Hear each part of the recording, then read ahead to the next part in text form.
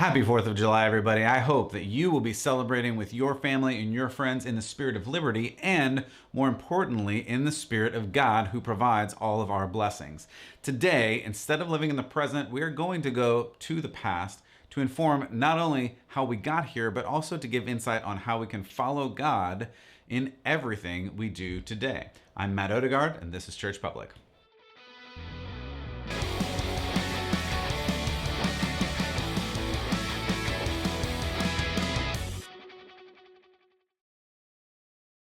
Well, welcome back to Church Public. Thank you so much for tuning in. I'm Matt Odegaard, and I'm happy to be here with you on this 4th of July weekend. If you are celebrating, I wish you well, and I hope that you really do enjoy it to the best of your ability, because the freedoms we have in this country were not free. They were paid with a cost, and also they are unique. They are unique to this country because of the very people that began this whole situation. We're going to talk about that a little bit, but before we get there, if you haven't already, go to churchpublic.com. You can get all of the previous episodes. I'd also love if you subscribe on Apple, iTunes. If you subscribe on Google or Spotify or wherever else, give me a positive review. I certainly appreciate that. If you are listening, thank you so much. You can also watch on churchpublic.com or on YouTube. Just search Church Public as one word. And if you feel like supporting, I certainly appreciate that too. That is churchpublic.com/support. All right, so today I just want to start with a little bit of the story and I really want to start with the Pilgrims. I think the Pilgrims get a bad rap, and especially now they get a bad rap for two reasons. You see, our children are taught in schools that the Pilgrims were one of two things. Either they were a group of repressed religious zealots in these stark black and white clothes with the shiny shoes, right, and the hats and all the things, and they had one time the successful harvest, and that inspired them to share their bounty, the harvest, right, with the Indians, and that gives us Thanksgiving, and that's basically all the Pilgrims did, and that's all you hear about. And maybe your kids in elementary school make the feathers or the turkey or blah, blah, blah, whatever, and that is all that the Pilgrims are. Or, that's the first thing. The second thing that we are now taught is that the Pilgrims are a bunch of ruthless, genocidal colonizers that mass murdered everyone they met in the New World. And if that sounds extreme to you, believe me, many schools are teaching that very thing. So I would say our children don't seem to be taught the full history of the Pilgrims. Yes, there was some issue with what happened in America, but to say that the Pilgrims were the only ones who were in danger or endangered people in this land is just completely missing the whole point. That many of the tribes that were here already constantly were battling and attacking and killing and sometimes eating one another. These are just things that happened here.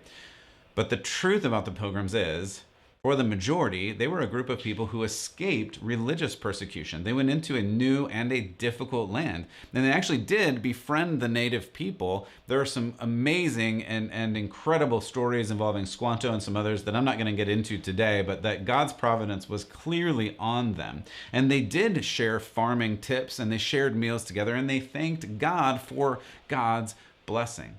And the Pilgrims were also, perhaps more importantly, committed to establishing a colony or a group of colonies based on self-government, number one, and number two, religious freedom. This religious freedom is the piece that I really want to point to today. However, the self-government is also a really important point. The Pilgrims were part of this Puritan movement. It was a separatist movement. It was coming out of sometimes this oppressive Church of England.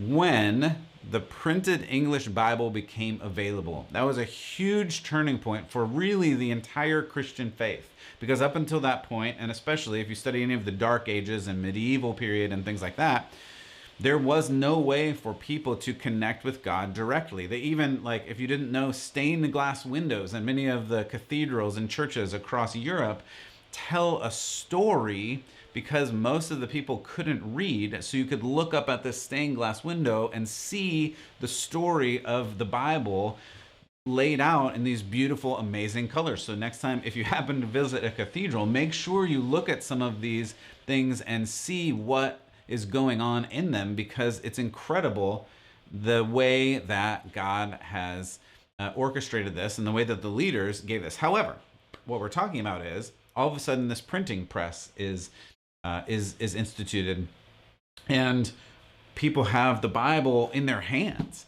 Not everybody has one like today, and not everyone has one on their phone like today. Obviously, that's a different thing, but they could, as a family, as a community, they could open the Bible and they could read their own Bible, or at least someone could read it to them. And all of a sudden they started reading and started realizing, hey, I can have a relationship with God on my own. And so this group of people, they were called Puritans, or some other sometimes derogatory names by the church. All of a sudden they realized they could seek and they could serve God on their own without the aid of the governmentally controlled Church of England. And that's really what it was at this period in time. They had to, if you were going along with society, follow what the king decreed. And the small group of people wanted to serve God as they saw fit, and they wanted to be free from this Church of England and free from the direction of the king. They were labeled separatists. They were labeled purists, and that led to Puritan, and these were originally derogatory terms, and they were potentially traitors. Many were persecuted, jailed, and even killed because they didn't follow the teaching of the Church of England. This is a big problem. So, for religious freedom, they fled. Many left England, many went to Holland. The Puritans, this particular group, went to Holland for around 11 years. And then they were able to get a ship, or a couple of ships actually, together to go to this new world and try to begin this society, this culture, this colony that then could worship God in whatever way they wanted. And the way they wanted was to worship in freedom, this religious freedom that we talk about today. So they were able to commission 2 ships to take them to the New World. One of them I'm sure you have heard, and that is the Mayflower. Unfortunately, the second ship, it had a leak apparently right after it departed, and they had to go back to England on that second ship. So not all the Puritans even made it on that first journey. So the founding and settling of our great country rests on this truth. People came first from there, then from all over the world in search of this freedom to establish colonies where they could openly live, where they could govern themselves according to their religious dictates. They didn't come here just to have a Sunday worship service like we think of church today. You just go one day a week and then you're off the hook for the rest of the time. You can live however you want. That is, one, not the way God wants you to live, if you go back to the scriptures for that. But 2, that is not what this group of people had in mind. What they really wanted to do, because that's what they came from. We take this such for granted, and it drives me a little bit crazy that we have the opportunity to worship God in any way that we want to, at least for now, and we only go on Sunday. This group was exactly the opposite. They were only allowed to worship God on Sundays. They were only allowed to go on Sundays, and they were only allowed to worship God in the way that England and the King of England allowed them to do so.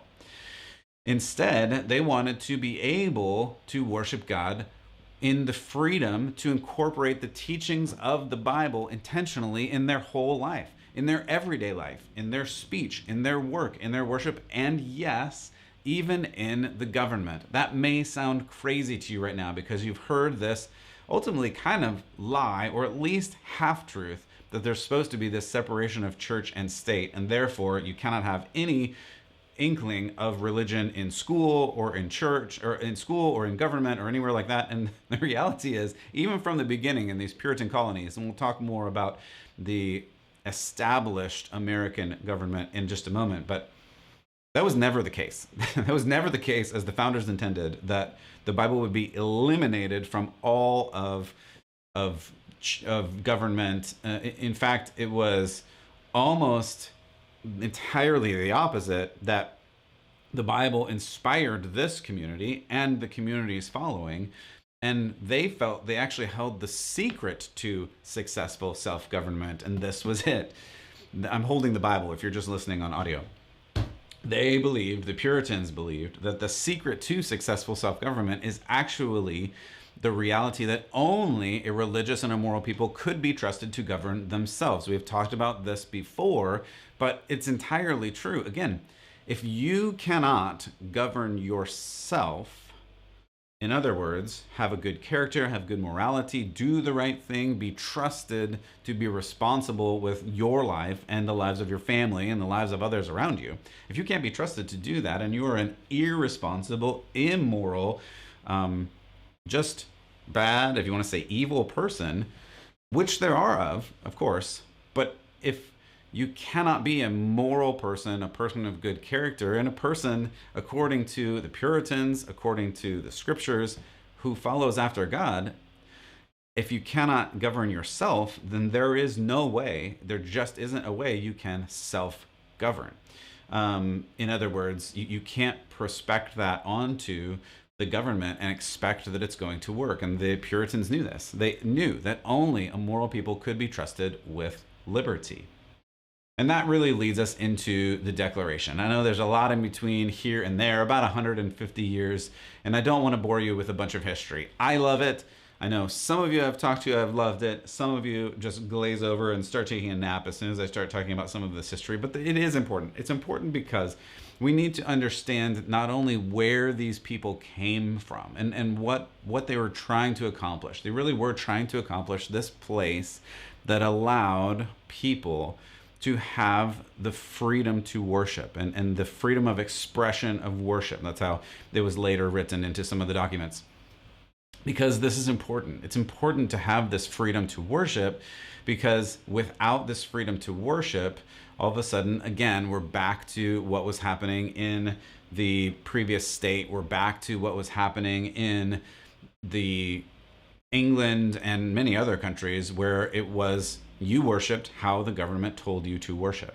And if you didn't know, there is not freedom in that, right?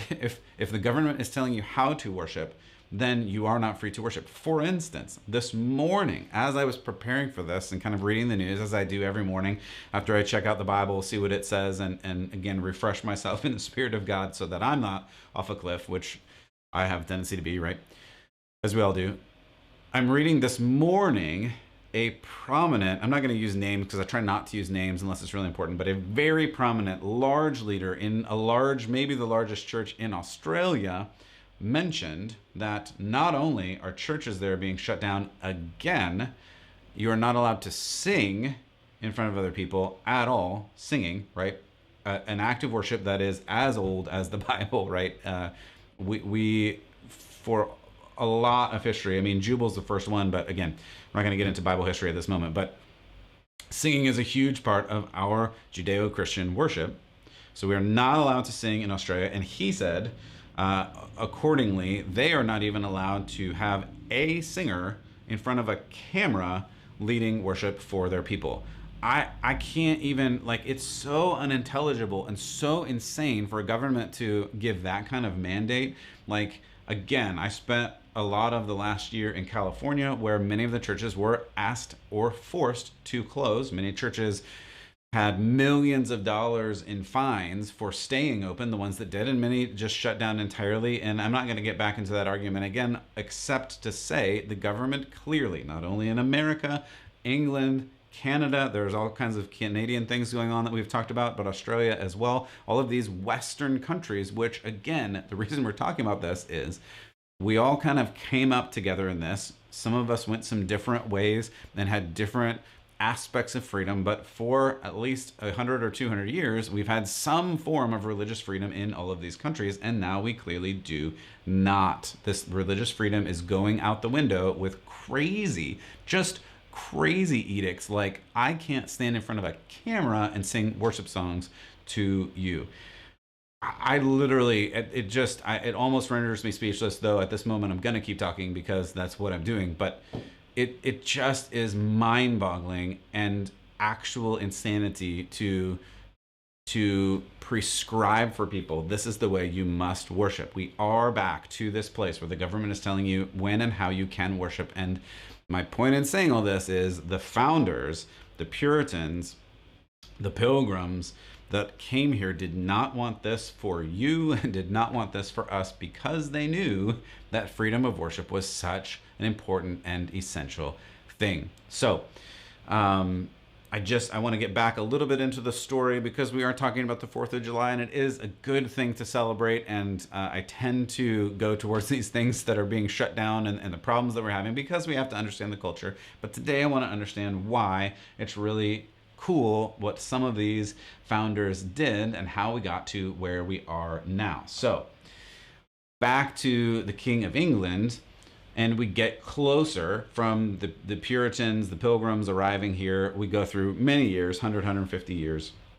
All of a sudden, we're in the 1700s, the 1770s, and it's not going particularly great for many of the people in America in the sense that there were outrageous taxes, there were shrinking freedoms, and of course, there was a lot of slavery, and people in America, especially those men and women who were following after God, were crying out and saying slavery is bad and we cannot do this. And they were beginning to fight for slavery, but the very government that was controlling the land said you can't do that. For instance, in 1774, Pennsylvania, as a colony, kind of a state colony at that point, passed a law that said they were anti-slavery. The King of England responded back and said, no, you cannot pass that law. He, in essence, vetoed the law and said, because you are part of the larger British Empire, you cannot end slavery. So there were men like Benjamin Franklin, who you've probably heard of, Benjamin Rush, who you probably haven't heard of, said, fine, we don't want to be part of the British Empire anymore. And it was things like that that began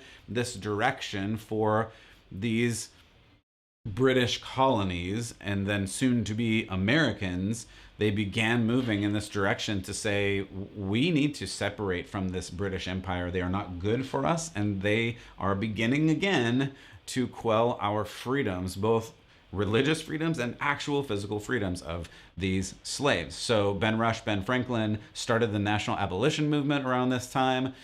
They also started the first Abolition Society. They began abolitionist movements across the colonies and then later the states. And so Franklin, among others, ready to be done with the tyranny of the King of England, again, just like the Pilgrims were so many years before, he helped draft the Declaration of Independence. And that gets us to the celebration of this weekend, July 4th. And it actually was a really long, and it was almost a multi-year process of drafting the Declaration of Independence, trying to figure out how these colonies were going to separate from Britain. And again, I'm not going to get into all the history of that because what I want you to feel is the spirit of it. You've heard of the spirit of 1776. That spirit is important because I don't know if you've ever been to Washington or Virginia in the summer. It's not lovely. I mean, I'm in Texas right now in the summer, and it's not amazing. And fortunately, I have a little bit of air conditioning. They didn't have air conditioning back then, so they're sitting in these hot and stuffy rooms and trying to figure out how to do this. And Ben Franklin is proposing all of these things, and other people are proposing, how do we say to the king and say to the British Empire, we're out of here and we want to be our own country.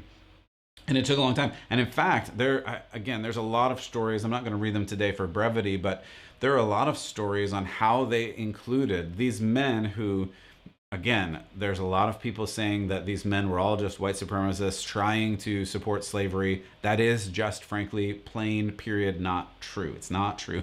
They were trying to get out of the actual slavery and the tenets of the British Empire. And they even brought in pastors, preachers. They would pray for sometimes hours a day before these sessions, trying to figure out God's will so that they could be a free nation and once again have freedom for worship, freedom of speech, and of course, freedom and justice for all, as you hear in the pledge, but also reflected in the documents of the Declaration and later the Constitution.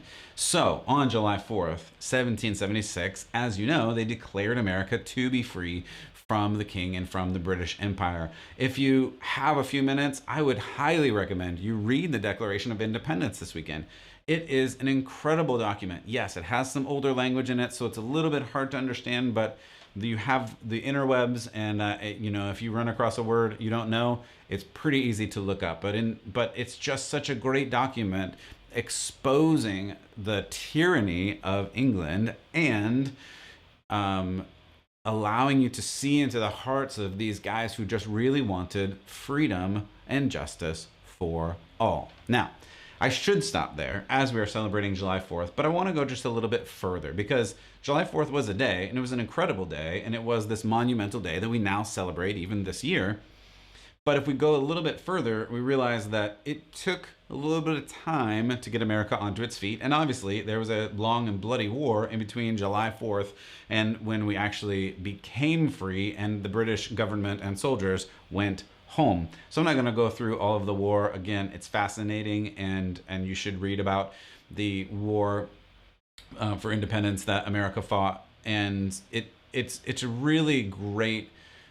There are such amazing battles. There are a couple where God did some crazy things with, I believe God stepped in, did some things with wind, did some things like with very few American soldiers defeating tons and tons of British soldiers that should not have been possible, like literally should not have been possible. And God provided some incredible miracles through that. But I don't want to get into all that because, again, I don't want to put you to sleep with all of the boring history. I don't think it's boring. Some of you do. That's okay. But what I want to talk about is why the Declaration matters, and then how then and now we're supposed to live and be governed. And I think that's the important thing. I think that's the important thing that we need to get to, that just helps us understand that while these documents are old, the same as some other documents are old, and again, if you can't see and you're just listening, I'm again holding up the Bible that many people point to and say, well, the Bible is just a bunch of old documents written by old men that doesn't have any interest or any affection towards our lives today. And the reality couldn't be farther from the truth. Both of these documents are true. Obviously, I place the Bible above the human-made documents like the Declaration, but it's an important document because it's important to what happened and how we became a free nation and how we're supposed to live even today, which by and large, we're not following both the Bible and the Declaration. By and large, we're not really following either at this point. And that's sad to me. But this is kind of a short reminder that maybe we could get a little closer to it. So in the way of doing that, what I'd like to do is just look at George Washington. And many of you, again, if you went through school, you heard about him having a cherry tree and an axe and wooden teeth and all this other stuff. And fine, whatever. That doesn't really tell you about who he really was and how he led. And the point that I want to pick out here is how he led in both in his greatness as a leader, but really in his submission to God. And that, I think, really was his greatest asset. And what I know going through school for me, I literally never heard of. I'm going to read you just a couple of quotes, a couple of things that he has written. And I never read these as a kid. I was never introduced to his faith as a kid. And obviously so. The school system in America is designed, and especially now, to make you hate America. It really is. And it's unfortunate, and I dislike that. With every fiber in my being. I think we should love America in the sense, not in a weird putting it above God situation, but in a way that it has created more freedom for anyone in the history of the world. And that is patently true. There is no statistical evidence that you can argue that existent in the universe at the moment. And that's something to celebrate, and we should celebrate that. So what I want to point to is George Washington and specifically his faith. George Washington himself believed that America was under the divine protection of Providence and was destined to win this revolution. So during the war, he wrote to this guy named Reverend William Gordon. George Washington wrote, quote, "No man has a more perfect reliance on the all-wise and powerful dispensations of the Supreme Being," that's God, "than I have, nor thinks his aid is more necessary," end quote. In other words, George Washington said, in the midst of all of this battle, I know that I have to be totally 100% all reliant on God, on the wisdom of God, on all that God gives me, and the necessity of me following God in everything I do, especially through these battles in this war. He believed that God was going to help them win this war because he believed that freedom of religion, freedom of speech, and freedom for all was a better place to be over oppression in all of these different ways that you can read about in the Declaration, that they list all the different ways that the country of England and the king specifically oppressed them. George Washington believed that people were not supposed to live that way, and because the freedom they were fighting for was valid, he believed that God was helping them. And I do believe, in fact, that God did. Again, I don't think this is a Christian nation per se, but these principles are the things that I want you to see. In 1778, May 2, he issued some orders to his troops, and he instructed, quote, "While we are zealously performing the duties of good citizens and soldiers." Again, he's writing to his soldiers saying, you guys are doing a great job doing this. However, he says, "We certainly ought not to be inattentive to the higher duties of religion." He's the general of the armies of what's going to be the United States of America. At that point was a ragtag bunch of colonies. He says to them, religion, and he goes on, quote, "To the distinguished character of the patriot, it should be our highest glory to add the more distinguished character of Christian." Did you hear that? He's writing to his soldiers saying, you guys are great, and I appreciate you fighting, and it is certainly a great duty and honor that you're doing, that you are fighting, and you have a great character that you are fighting for something bigger than yourselves. However, it is even a greater duty that you have a character of a Christian. It's not just that you're a good fighter. It's not that you're fighting for a good cause. It's not that you are protecting your community and your family and this new country at large. The best and most important thing is that you have a character of a Christian. He goes on to say, quote, "The